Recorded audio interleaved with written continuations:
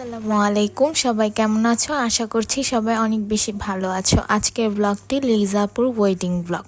যদি আমি তোমাদের বলেছিলাম খুব তাড়াতাড়ি ব্লগটা দিব, কিন্তু একটু ব্যস্ততার কারণে লেট হয়ে গিয়েছে, এর জন্য সরি। আগের দিন হলুদ থাকার কারণে আমার ঘুমাতে ঘুমাতে সকাল 7টা বেজে গিয়েছিল, আর আমি উঠেছিলাম 1:20-এ। ওঠার পর তোমরা তো জানোই যে আমি খুব স্লোভাবে কাজ করি ঘুম থেকে ওঠার পর। তো তাড়াতাড়ি রেডি হয়ে আমরা বের হয়ে গেলাম। এর মধ্যে আবার আমরা ভুল লোকেশনে চলে গিয়েছিলাম। এটা আসলে মিস্টেকটা আমাদেরই ছিল, 2 জায়গায় ওয়েডিং হয়েছে। দেখো আপু আর ভাইয়ার ছবি দেওয়া ওয়েলকামে।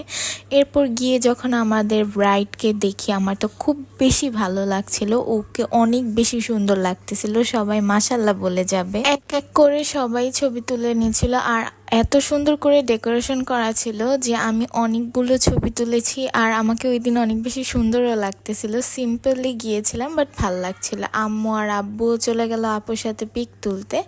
সবাই আপুর জন্য দোয়া করবে বেশি বেশি। এরপর আমিও চলে গেলাম আপুর সাথে ছবি তুলতে, যদিও আপু অনেক বেশি ব্যস্ত ছিল। দ্য ক্যাফেরিও বাফেট লাঞ্চে আমরা গিয়েছিলাম। অনেক বেশি মজার মজার আইটেম ছিল, কিন্তু দুঃখের কথা হচ্ছে আমি ওই দিন খেতেই পারিনি। জাস্ট আমি ড্রিঙ্কস খেয়েছিলাম, কজ আমি বাসা থেকেই খেয়ে গিয়েছিলাম ঘুম থেকে উঠে। এটা আমার সব থেকে বড় ভুল হয়েছে। বাট খাবারগুলো নাকি অনেক বেশি মজা ছিল। যারা যারা খেয়েছে আমাদেরকে বলে জামাইয়ের শারওয়ানি নিয়ে যাচ্ছে, যদিও আমি জানি না এটা সঠিক শারওয়ানি কিনা। তারপরও যদি আমার ভুল হয়ে থাকে তাহলে সরি সবাইকে। আর আমি এক্সট্রাভাবে আপু আর ভাইয়ার কবুলওয়ালা ভিডিওটা দিয়ে দিব, তোমরা দেখে নিও। অনেক বেশি সুন্দর লাগছিল দুইজনকে একসাথে, তাদের জন্য সবাই দোয়া করবে। আর শারওয়ানির ক্ষেত্রে তো তোমরা জানোই অনেক বেশি মজা হয়ে থাকে, এখানেও হয়েছিল, হবে না বা কেন। ইভা আপুর হাজব্যান্ড অর্থাৎ আমাদের দুলা ভাই জামাই বউকে খাওয়াই দিতেছিল। আমার জানা মতে প্রত্যেকটা বিয়েতেই এরকম হয়ে থাকে শারওয়ানি নিয়ে। আমি বুঝি না এতে মানুষ কি মজা পায়, বাট এখানেও অনেক বেশি এরকম করা হচ্ছিল। বাট আমি খালি ভাবতেছিলাম যে যদি আপুর গায়ে লাগে, হয়তো এই মজাগুলো ছেলেরাই বুঝে থাকবে, কারণ মেয়েরা এগুলো করে না সচরাচর। পরে দেখে আব্বুকেও দিয়ে গেল খাওয়ার জন্য, কিন্তু আব্বু এগুলো খায় না, আব্বুর কাছে নাকি কাঁচা কাঁচা মনে হয়।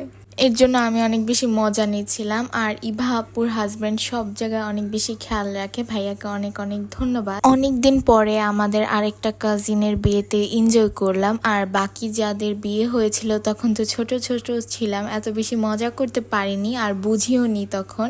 যাই হোক, আলহামদুলিল্লাহ আমাদের বিয়েটা শেষ। চলে যাচ্ছি বাসার উদ্দেশ্যে, কারণ লিজাপুর আরও অনেক বেশি লেট হবে। আর আমার যেহেতু পরিপূর্ণ ঘুমটা হয়নি, তো আমার খারাপ লাগছিল, প্রায় অনেকক্ষণই ছিলাম আমি। এরপরে সবাইকে টাটা বাই বাই বলে বের হয়ে গেলাম আমরা। গাড়ি খুঁজতেছিলাম, গাড়ি জানি কোথায় পার্কিং করছে পাইতেছিলাম।